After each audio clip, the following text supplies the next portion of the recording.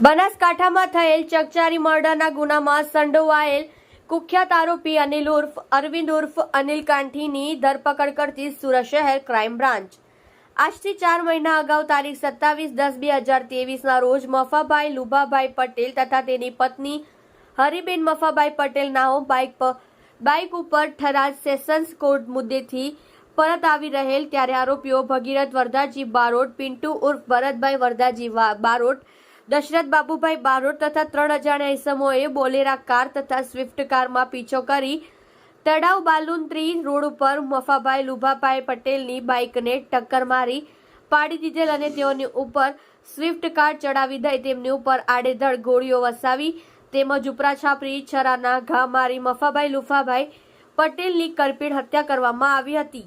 આ ગુનાના બાબતે બનાસકાંઠાના માવસરી પોલીસ સ્ટેશન ગુના નંબર 2 એ પાર્ટ ઇપીકો કલમ 307, 302, 34, 120B, 427, 143, 148, 149 તથા આર્મ્સ એક્ટ કલમ 25A 27(3) મુજબનો ગુનો તારીખ 27/10/2023ના રોજ નોંધાયેલ છે।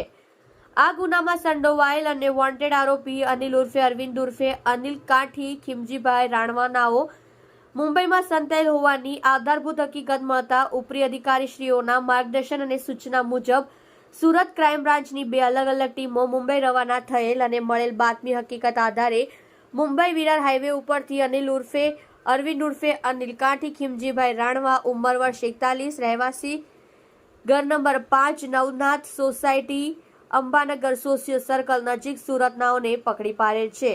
આ ગુનામાં મરણ જનાર મફાભાઈ લુભાભાઈ પટેલ નાઓએ સન 2016માં આરોપી ભગીરથ વરદાજી બારોટના પિતાનું ખૂન કરેલ હતું। આ બાબતે બંને પરિવાર વચ્ચે જૂની અદાવત ચાલી આવેલી પોતાના પિતાના ખૂનનો બદલો લેવાના માટે આરોપી ભગીરથ બારોટે સુરતના અનિલ કાંઠીને સોપારી આપેલ હતી। મફાભાઈ લુભાભાઈ પટેલ પેરોલ ઉપર જેલમાંથી બહાર આવતા અનિલ કાંઠી તેના માણસો તથા ભગીરથ વરદાજી બારોટ, પિન્ટુ ઉર્ફ ભરત વરદાજી બારોટ, દશરથ બાબુભાઈ બારોટ નાઓને ભેગા મળીને ફેંકી કરી ઉપર જણાવ્યા મુજબ તારીખ 27/10/2023ના રોજ મફાભાઈ લુભાભાઈ પટેલનું ખૂન કરી નાસી ગયેલ।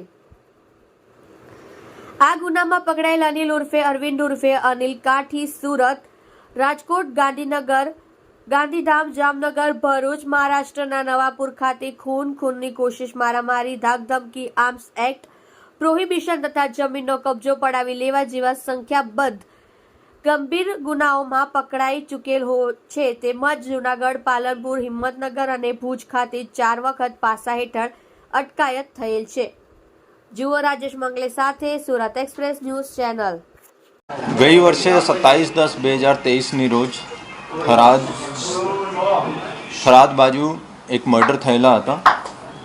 આ મર્ડર મફતભાઈ પટેલનો થયો હતો અને એનો મારવાવાળા જો ભગીરથ બારોટ એનો માણસો અને અનિલ કાંઠીનો માણસો અને એના શૂટર્સ હતા।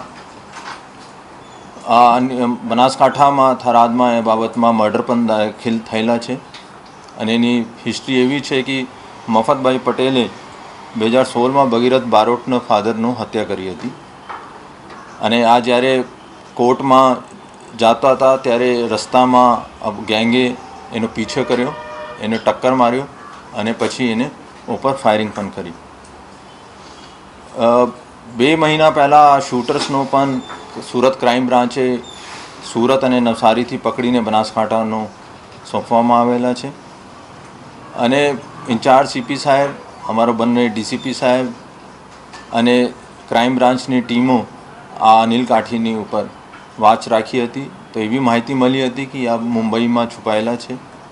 અમારી ટીમ ત્યાં ગઈ, એનો વોચ કર્યો અને વિરાલ મુંબઈ હાઈવેથી એનો પકડવામાં સફળતા દાખલ થઈ। આ અનિલ કાંઠીનો ભૂતકાળ જોઈએ તો ઘણા એનો ઇતિહાસ છે આરોપી તરીકે। આ મર્ડરમાં મહારાષ્ટ્રમાં પણ પકડાઈ ચૂક્યા છે। 307, 395, એક્સટોર્શન, મર્ડર, પ્રોહિબિશન તમામ ગુનામાં આ 24થી વધારે ગુના સુરત સિટી અને બીજા ગુજરાતના શહેરોમાં નોંધાયેલા છે અને એક મોટા માથાભારી માણસ છે। અમારી ત્યાં એસપી બનાસકાંઠા જોડે પણ વાત થઈ છે।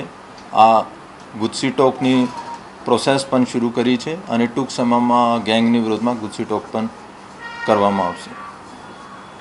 થરાદમાં જે મર્ડર થયેલું એમાં આનો રોલ શું હતો?